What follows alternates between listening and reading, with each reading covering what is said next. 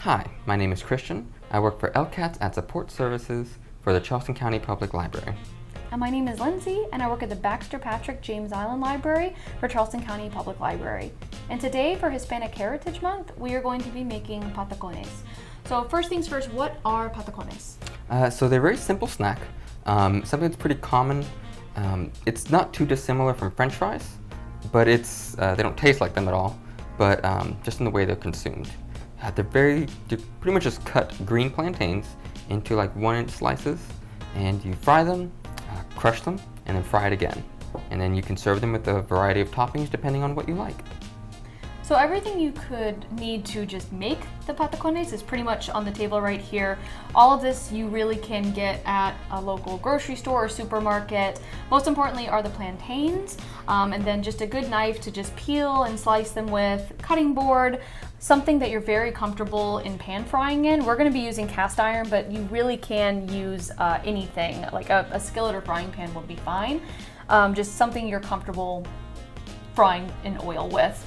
Which leads to the oil. You want to make sure that you use an oil that has a high smoke point. So vegetable oil, canola oil, we will be using rice bran oil, because if you use one like coconut oil or even olive oil, it's got such a low smoke point that it will instantly flash fry and burn, smoke, charred plantains, charred anything. Yeah, and it's just not good. So something with a high smoke point is going to be best.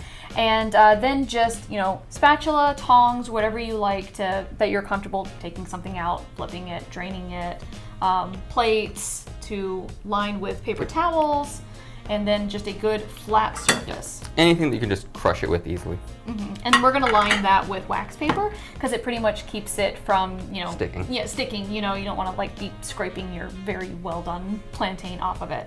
So that's it for just the basics and setup. So we're just going to go ahead and get right into prep. Okay. All right. So first things first, you're going to want to peel and slice your plantain for the patacones. So first thing you might want to do is slice off the ends. Yep. And from there, you're going to want to peel the skin off. Now, with plantains, they are a much thicker skin than bananas. So you're likely going to have an easier time if you do a good slice down the middle, just to break up that skin and then just start pulling the peel off. From there, you're going to be slicing about 1/2 inch to 1 inch thick slices of the actual plantain itself. However thick or thin you like, because remember you are going to be smushing it down and your thickness is going to change what that's going to be like. So let's go ahead and start getting that peeled. Okay. So, patacones. When you had these in Panama, did you make them more as a kid, or did you go out and get them? Because I did see that they're very common at food stands, and even how you described them like French fries is kind of exactly like what I saw. What was your experience with that? So they are very common to get at restaurants, food stands. I said it's a very good snack food, or even just like a side things. But surprisingly, I don't remember getting them at any time. I always remember making them with someone. So yeah. But when you did make them, who were you usually making them with, or more, who made them the most? When you did make them at home. So, very traditionally, I made it with my mother, I made it with my grandma. But, of all things, we had a family friend. Her name was Rosa. And she's the one that really got us into cooking a lot. And we made them a lot with her. That's really cool. Because it's it's always compared to French fries in commonality and ease of make, and then how often do we make French fries at home? Yeah. But then the opposite with this, it seems like, no, you just make them at home. It's so much easier. Now, since moving back, had you ever tried to make patacones? I did try one time before this as an adult, and they came out terribly. I did not remember or realize that you had to fry them first and then squish them. I tried squishing them just straight from this, and that was a mess and did not work. Oh no. Okay, well, we'll make them good today. Don't Yes. worry. So once you are all ready to start cooking in the kitchen, you're going to set up your pan and you're going to fill it with the oil of your choosing. When you put the oil in, you want to make sure that it covers the entire bottom and comes up the side about 1/2 inch, you basically just want to be able to turn it over and get everything cooked really well. You don't want like half of it to have oil and the other half to not. So it's good to go about 1/2 inch. And then you're going to turn your heat on to medium. Medium's usually pretty safe. Cast iron holds heat pretty well, so we might even have to turn this down. At certain points, depending on how many you're making, you might end up having to add more oil. That's fine. If you do end up having to add more oil, just make sure everything is out, because if you add while stuff's in there, it's going to cool it down. It's going to make things soggy. It's not going to be very good. You'll know your oil is nice and hot when you put your hand over and you feel good amounts of heat coming off of it. Yeah, it's still pretty cool. It might take a minute or so to heat up. You don't want it smoking. You don't want it bubbling, popping. That's just a huge risk to you. This is a simple recipe, but it is still frying in oil, so that can be, you know, it has the potential to be dangerous. So now that we've got our oil nice and heated up, you can go ahead and put in your slices of plantains. And you want to leave a little bit of space in between them. And see, you can see those little bubbles immediately coming off. And you can use tongs, you can use your hands. The tongs are just a little bit safer. They keep you away from that oil. And it's okay if they move around a little bit. They're going to do that because of the bubbles. So you're going to be looking for a nice little bit of a golden brown. And when you see that, you're going to flip it over onto their other end. See, they like to bunch together. That's okay though. So in Panama, you know, I read that there are a bunch of different toppings that you can put on them. I even saw some people that said they would put a fried egg on top, like for breakfast. What were some of your favorite toppings? It's definitely a wide variety of toppings that you can put on this. Personally, I had 2 that were my favorites. If I wanted something savory, I would go for just the patacones with a little bit of adobo seasoning on it. And if I wanted something sweet, I would go with honey.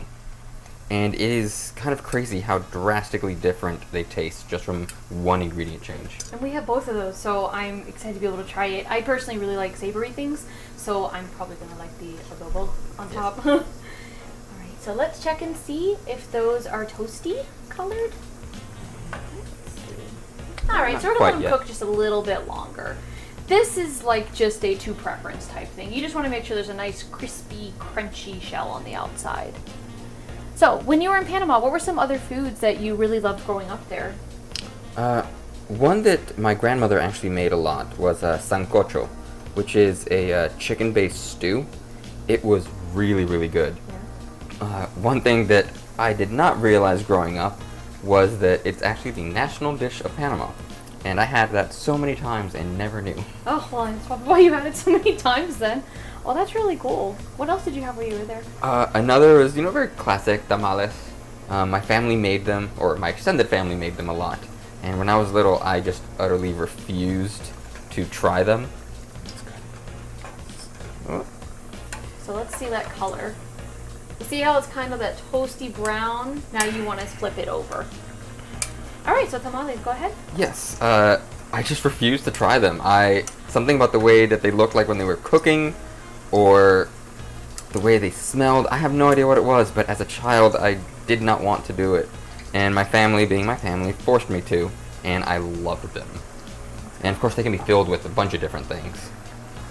Turn that down a little. I know I feel really ridiculous. The first time I ever had tamales, I wasn't sure how to eat them.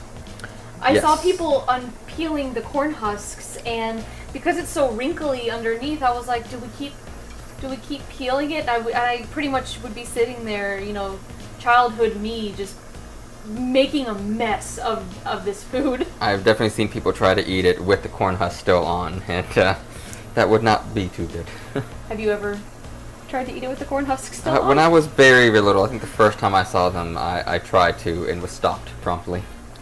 All right, so let's look at the bottoms of them now. Now they've been flipped over. Okay, so that's looking good and toasty. Yeah. So we're gonna one at a time just start moving them on to the drainage plate. And remember, that oil is still hot, it's still live. If you had more plantains to cook, this would be a good time to add more oil so that it can be coming to temperature as we do the smashing part. Everything just needs to come out. That's probably the most important thing. Yes. So now what we're going to do is one at a time, we're going to put them on the plate to use for smashing. We've got our flat item wrapped with wax. And just go ahead, once you get them flattened down, you're just gonna immediately put them back in that oil, and it's gonna be a similar process. Toasting on both sides until they're done, and they're just gonna be crispy. And it takes a little bit more force than you think that it would. And the wax paper, again, is really good because it's going to keep it from sticking to whatever it is you're using. Okay, then just go straight back in. It's gonna immediately start bubbling again. So how old were you when you moved back from Panama? Well, I was about 6 when we went to Panama, and I think, if I'm doing my math right, I was about to turn 11 when we came back.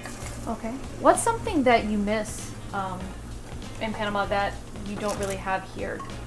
So in Panama, we had a lot of my extended family, my mom's cousins and all of their families, and I'm generally the quiet nerd. I prefer to sit in the back with a book and not deal with people. But I have surprisingly grew to miss those big family reunions that we would have. So is most of your family in Panama, or do your mother, you said, was in Panama? Did she grow up there? Yes, she's lived most of her life there. She has 4 siblings, and they all actually live here in the U.S.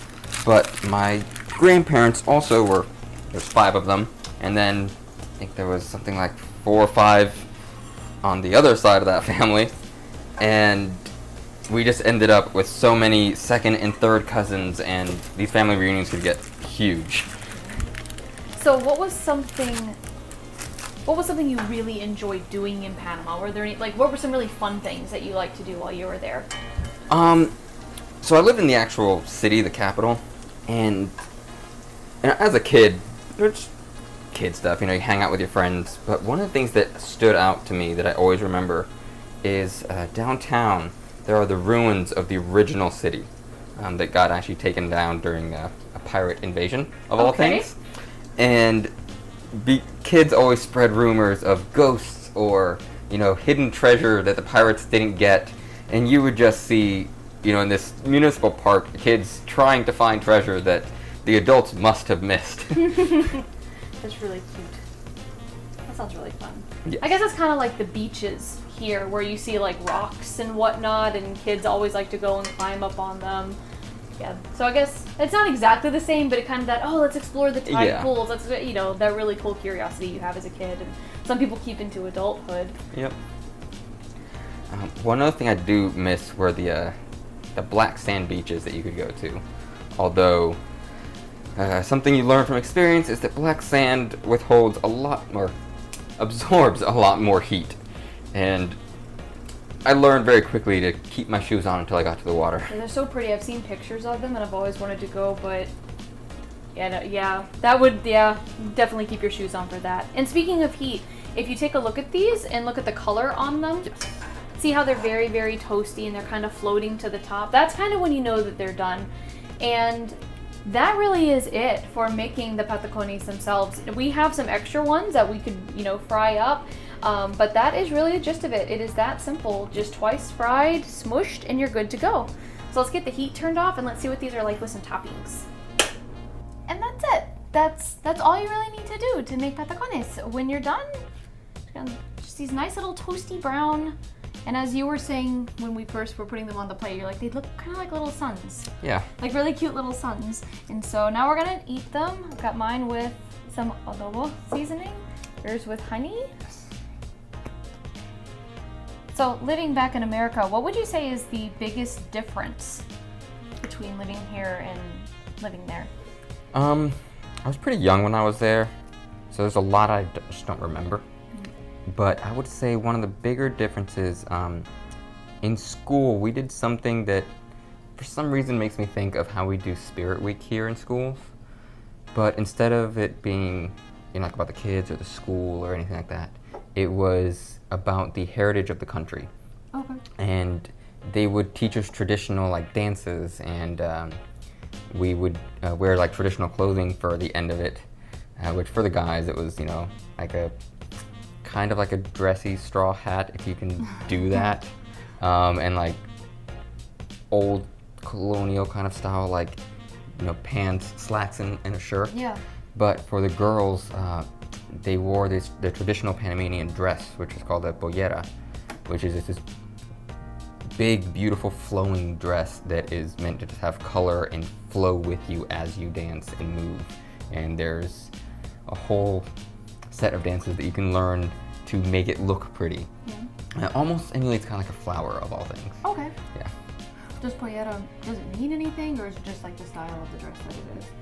You said it moved like a flower, so it makes me wonder if... I'm not sure. You're We'll not have to sure? look that one Okay, up. we'll have to look that up. All right, so taste it. How is it? How did it turn out? I already took a bite of mine, and it is very delicious. It's good. That takes me back to my childhood a lot. And it's made right this time. It's not mushed up. Yeah, I definitely did not do that right. This is very good. Okay, I've taken a bite out of that one. I want to try it with the honey now. I'm going to take some of that honey. And then I'm going to do something very strange and put both on top because why not? We'll see. So let's see. I have never tried that. That might be way too much. Oh, it is very different. No, I think it was too much. It's the powder. You're right, it is very different. It's extremely different. And I see what you mean where it's like, it's not so much the topping that is like, you're not just tasting the topping, it just changes the entire flavor. It makes me wonder. Which is weird. What just a plain. But I love it. Sure. I mean, it's good plain too. Yes. That's really good. Well, thank you so much for talking about what it was like growing up in Panama, some of the cool, fun things you did there, the different foods. This was fun. I really enjoyed doing this. Do you have fun? Yes, I did. Yeah. And you're welcome. Yeah, thank you. And thank you guys for watching. Thank you so much for participating and watching CCPL's Hispanic Heritage Month. And we hope that you guys make some patacones of your own and enjoy it and have fun cooking. Thank you so much. Thank you.